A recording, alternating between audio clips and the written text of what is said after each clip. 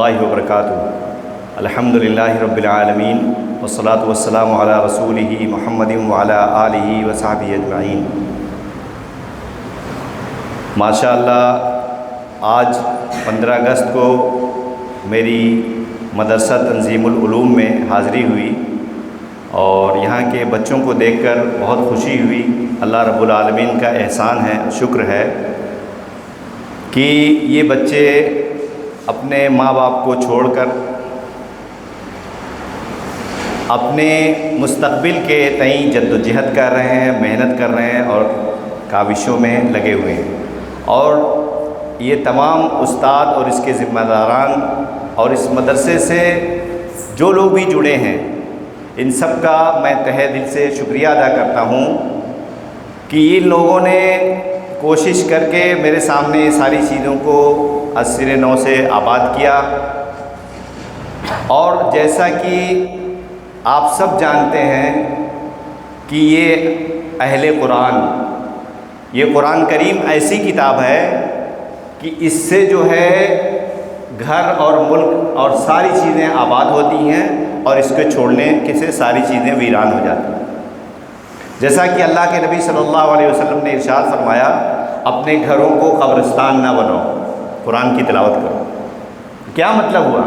گھر میں اگر آدمی ہے، فرد ہیں، لیکن اگر قرآن عظیم کی تلاوت نہیں ہو رہی ہے تو گھر ویران ہو جاتا ہے، چاہے وہ کتنا بڑا شاہی محل ہی کیوں نہ ہو۔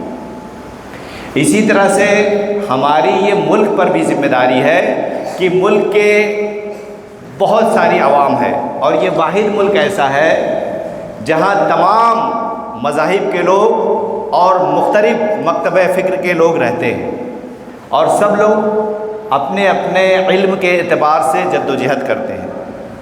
اور حکومت کی طرف سے بھی اور ملک کے نظام کی طرف سے ہمیں یہ آزادی ہے کہ ہم یہاں پر اللہ رب العالمین کی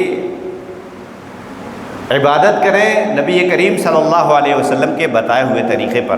اور جیسا کہ محترم نے ابھی شعر میں بھی ان کا اشارہ جو ہے آپ صلی اللہ علیہ وسلم ہی کی طرف تھا کہ جہاں جبریل علیہ السلام کے پر جلتے ہیں اس سے آگے نہیں جاتے، وہاں تک سدرۃ المنتہا تک آپ صلی اللہ علیہ وسلم کی رسائی ہوئی۔ شیخ میں غلط تو نہیں ہوں؟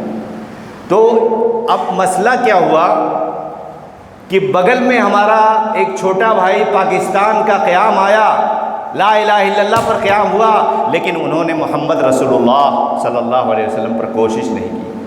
تو اس کا نتیجہ یہ ہے، آج اسلامی ملک کے نام پر لا الہ الا اللہ کے نام پر ہوا، لیکن محمد رسول اللہ صلی اللہ علیہ وسلم پر انہوں نے پورے کلمے کی بات نہیں کہی اور اس پہ محنت اور مشقت اور جد و جہد نہیں کہی۔ کچھ وہاں سے انگلینڈ چلے گئے، کچھ امریکہ چلے گئے اور وہاں سے جو تہذیب و تمدن کے جو کپڑے تھے وہ اتار کر چلے آئے، اور اس کے بعد آج پڑوس کے ملک کا دیکھیے کیا حال ہے۔ اس کے بعد پاکستان کے بعد بنگلہ دیش کو بھی یہ شوق ہوا کہ ہم بھی اپنی آزادی کریں۔ اس کا بھی کیا نتیجہ ہوا؟ ہزاروں لوگوں کا قتل عام ہوا اور بہت ہی مشقت اور جد و جہد کے بعد بنگلہ دیش کا قیام ہوا۔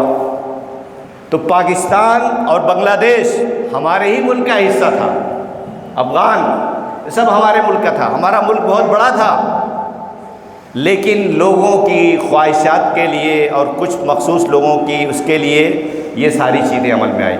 یہاں کے سنویدھان ہے، یہاں کی جو ہے وہ ہے، دیکھیے کہ اس میں ہم لوگوں کو بھی بالکل اسی طرح سے آزادی ہے، پڑھنے کے، لکھنے کی، دعوت و تبلیغ کی، نشر و اشاعت کی، اور اب گورنمنٹ میں جاب کی، گورنمنٹ کے جاب کرنے کی، سرحدوں پر نگرانی کی، سارے امور میں ہے۔ لیکن ہم لوگ کیا ہوا؟ ہم لوگوں کی بھی غلطیاں ہیں۔